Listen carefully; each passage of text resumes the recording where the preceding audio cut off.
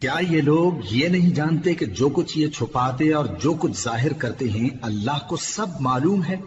और बाज उनमें अनपढ़ हैं कि अपनी आरजुओं के सिवा अल्लाह की किताब से वाकिफ ही नहीं, और वो सिर्फ अटकल से काम लेते हैं। सो उन लोगों पर अफसोस है जो अपने हाथ से किताब लिखते हैं और कहते ये हैं कि ये अल्लाह के पास से आई है, ताकि उसके एवज थोड़ी सी कीमत यानी दुनियावी मनफात हासिल करें। सो उन पर अफसोस है इसलिए कि बेअसल बातें अपने हाथ से लिखते हैं, और फिर उन पर अफसोस है इसलिए कि ऐसे काम करते हैं और कहते हैं कि दोजख की आग हमें चंद रोज के सिवा छू ही नहीं सकेगी।